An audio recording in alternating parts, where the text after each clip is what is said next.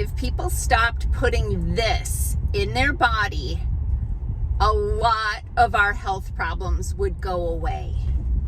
Hey, I'm Dr. Patty Barch. I'm a traditional naturopath, founder and owner of Naturally Unbridled Wellness and naturallyunbridled.com, where we focus on wellness solutions, not disease management.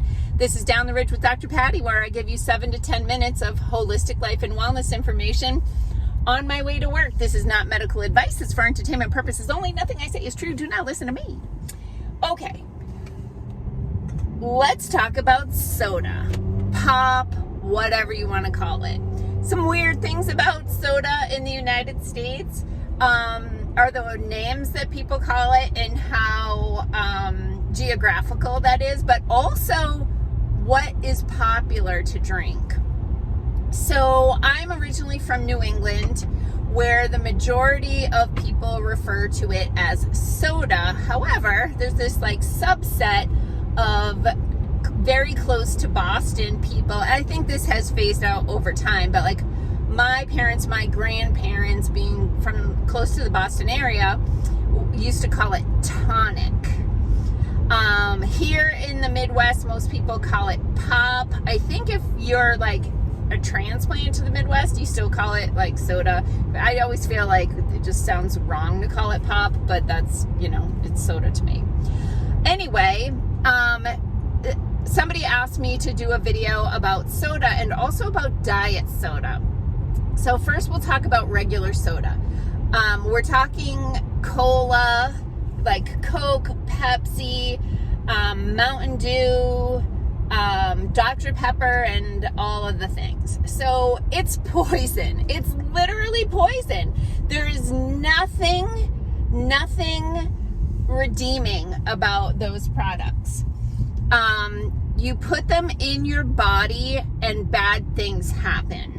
So first of all, it's mind-blowing to me that you can take something that starts as water and then they ruin it. But it starts, I'm going to also tell you how to get off soda, so stay tuned for that. But it starts as water and then they start adding chemicals to it, right? They're adding high fructose corn syrup. They're adding artificial colors. They're adding flavors, those sorts of things. And in the case of like Mountain Dew, Squirt, those things, they're also adding brominated vegetable oil, which is super toxic to the kidneys and actually illegal in other countries. The pH, the pH of soda is very low, obviously very acidic, and like people use it to get rust off of things. They're like, oh, that gear is rusty. You just put it in a container with some Coke for a little while and it'll eat the rust right off there. I'm like, okay, what's it doing to your guts? It's going to make your bones weaker. It's going to cause massive amounts of inflammation. It's going to stress, hello, tractor.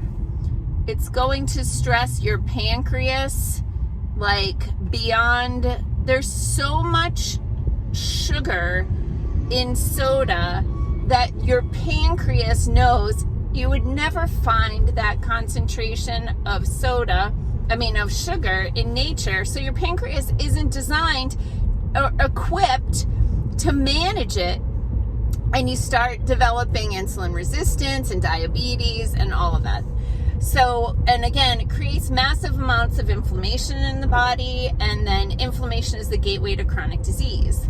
So a lot of people will hear that and they'll think, oh, well, then I'll just drink diet soda because it doesn't have the sugar in it, as if the only problem with soda is the sugar. No, it's chemicals. And how they add all those chemicals and charge less than bottled water is fascinating, right? You take the starting ingredient, water, you add a whole bunch of stuff and suddenly it's cheaper than water? Riddle me this, right? I don't get it. Okay, so artificial sweeteners, the bane of my existence. There's a few problems with it. So first of all, they're linked to cancer. Like, there's legit research to show that aspartame and similar types of artificial sweeteners are linked to cancer. Again, illegal in many countries, but the FDA says it's fine because you're just having a small amount. I'm like, I'm sorry, but when I was in college, my roommates, and Diet Coke, I think, outsells any other beverage in New England. My roommates in college were bloodthirsty over their Diet Coke stash. Like, they put their names on the cans, they had their little cases in the fridge, and God help you if there was one of your cans missing. I couldn't afford the Diet Coke, so I didn't drink it, but my roommates did, because it's addictive. So what happens is people who are drinking these diet sodas drink more soda than people who are drinking regular soda because of the addictive properties, the neurotransmitter type properties of these artificial sweeteners and the impact that they have on the brain. Other problems with artificial sweeteners is they are orders of magnitude sweeter than sugar. Therefore, what happens when you get the artificial sweetener on your tongue, your brain senses sweet, and it says, oh, hey, pancreas, just a heads up. There's a whole lot of sugar on the way. You ought to start making a lot of insulin, start secreting a lot of insulin, because there's going to be a crap ton of sugar to come in, because I just tasted something 10 times sweeter than sugar. So get that insulin ready. And then the sugar doesn't come because it's fake. And you have all this extra insulin floating around in your bloodstream, so it starts harvesting up any available glucose that's in your bloodstream that is supposed to be helping your body to function, and it stores that as fat, by the way, and like just perpetuates this thing. So now you're hungry because your body is starving for sugar, for fuel, to feed your cells, to keep them going, because you just stored it all. So that could cause a spike in adrenaline to cause your body to let go of stored glucose that's in your liver in the form of glycogen. I mean, it's this whole chain of events. So stop drinking soda or diet soda. It's awful. Like, when I used to do a lot of networking lunches. I just don't have time for them anymore, but I made friends with all these women that I really like, and I'd watch them order Diet Dew. That's like the worst thing.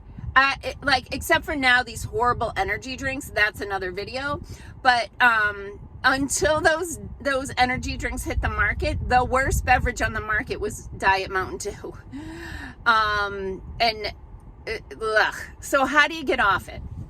So I got my husband off soda years ago, really before I even got on my health kick. I just was like, we shouldn't be drinking this. And he was drinking a lot of soda back then. So what we did was we bought a soda stream machine and threw out all of the soda packets, and just were making our own carbonated water. And then we would add the carbonated water to a glass. And in the beginning, we did half grape juice, half carbonated water. So it was like grape soda. And then over time, more carbonated water, less grape juice, until it became like a splash, like a tablespoon of juice, and switching it up, right? Lemonade, raspberry lemonade, limeade, grape juice, cranberry juice, right? A splash in carbonated water. Carbonated water is not the absolute best thing for you to be drinking, but it's way better than soda, and it's a good way to transition. On the market now, there are cans called Spindrift. We really like those because they are literally carbonated water with fruit juice added, no artificial flavors, no natural flavors, and it's kind of saves you from putting the splash in. They're not organic, so there's that. But in the grand scheme of things, takeaway messages are, never, never, never drink diet soda, never drink soda, and convert from soda to something healthier like water with a splash of actual fruit juice, and eventually maybe get to water. My favorite is Pellegrino. I'm so addicted to this stuff. I'll do another video on that later. Peace out, peeps. Have a healthy day.